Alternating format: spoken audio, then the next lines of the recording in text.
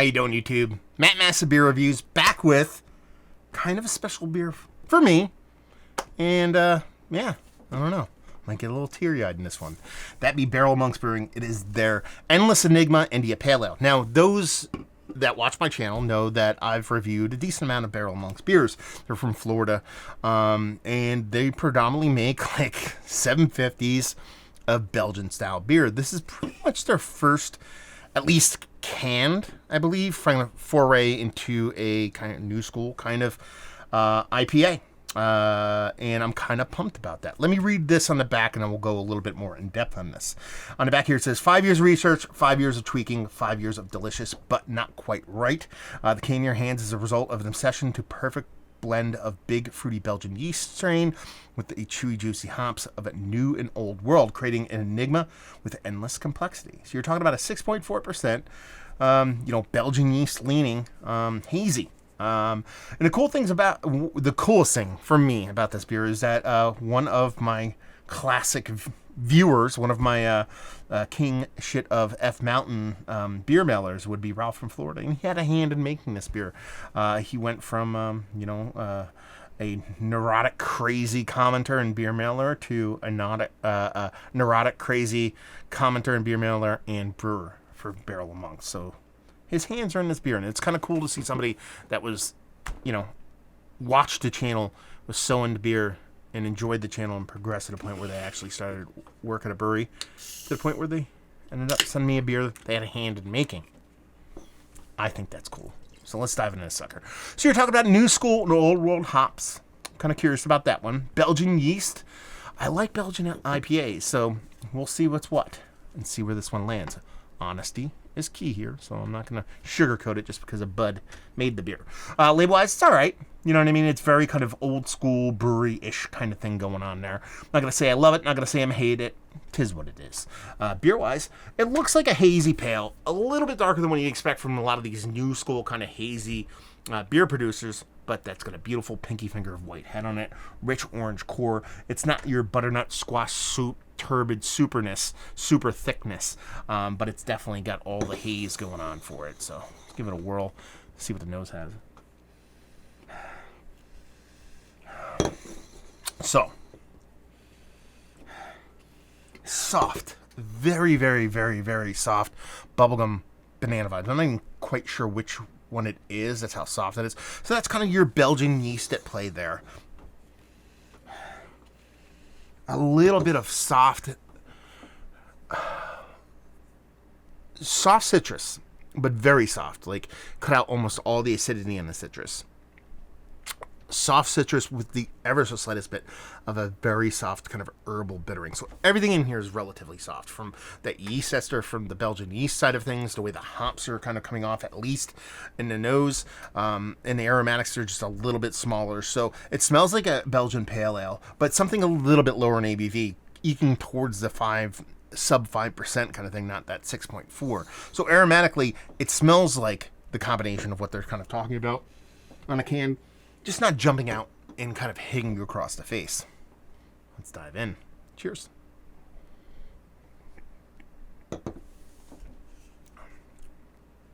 Okay.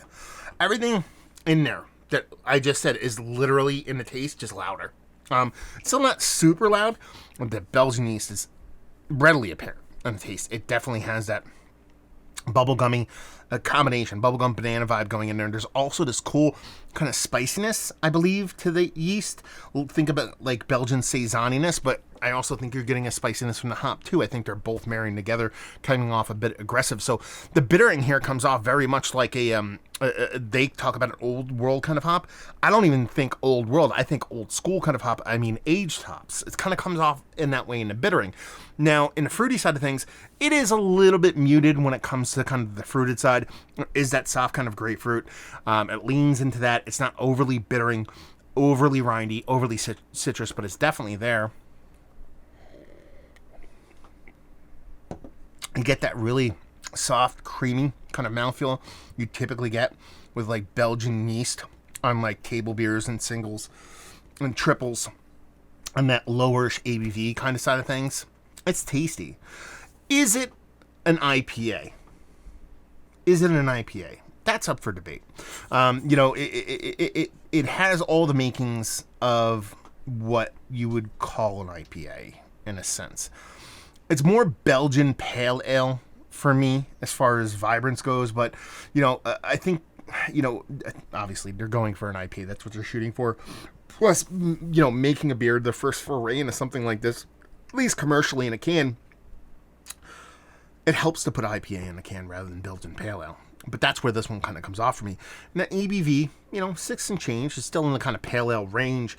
So it's more Belgian pale ale than new school hazy kind of IPA. They don't talk about doing like this crazy New England style turbid yada yada yada kind of thing in a can. So that's more me of an assumption of what they're shooting for, rather than them actually calling it out on a can itself. But if you go into this thing looking for your new school New England style super haze, it might leave you a little bit disappointed. If you go into it eyes wide open, barrel of monks, Belgian yeast written on a can, a little bit of old school hops, a little bit of new school hops, I think you're going to get exactly what they're telling you you're going to get. So it's more like when I say it's not a New England style IPA, they write nothing about that on a can. So why am I assuming that's what it's going to be? But it's also, I don't believe it's just an IPA. I believe it's more Belgian IPA.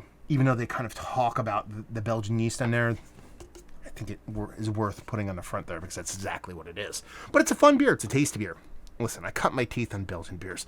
That's what I really dig. And Belgian IPAs, like I said before I even open it, is one of my kind of funner favorite styles. And this is definitely in that vein. So for me, this is really good. But like I said, if you're looking for a classic New England style hazy, this might be, a little bit outside of that realm. It's going to give you enough to where if you're okay expanding your mind, trying different things, working with a different yeast strain that brings something to the table as opposed to nothing, with a lot of those kind of, London 3 and Conan and stuff like that. If you can dig on that kind of morph, that kind of shift from neutral to Belgian with enough hopping in there to give you that bit of kind of IPA vibes, I think you'll find something you really enjoy. Is it one of the better IPAs I've had as late? Still worthy of a conversation, not towards the top. If we shift it to a Belgian IPA, it's definitely even closer to the top. Value and availability, I think it's $13.99 for a 4-pack. I'm pretty sure that's what Ralph told me. Could be wrong, but it's right around there. It's not like $16, $17, $18. I don't think it's brewery only because it's COVID times and pretty much nothing's brewery only at this point, but it also is Florida, so who knows? And leave you with, if you like what we like this beer, if you like Belgian IPAs, you want something maybe a little bit more aggressive than your classic kind of Belgian IPA, a little bit of new school twist, the way that kind of grapefruit comes off a little bit more aggressive. But if you really dig on a Belgian yeast strain and you do like your hoppy beers, this definitely does not suck. So there you go. Another review in the books. Thank you very much, Ralph, for sending us off. Super appreciative, brother. Congratulations. And down there if you want to talk about it. Massive Beers if you want to check me out doing this whole social media stuff. Beer Messy if you want to check me out doing the whole podcasting thing. And hopefully you guys enjoyed the review. Hopefully you're enjoying a little bit of Barrel of Monks right now. Hope to see you next time. Cheers.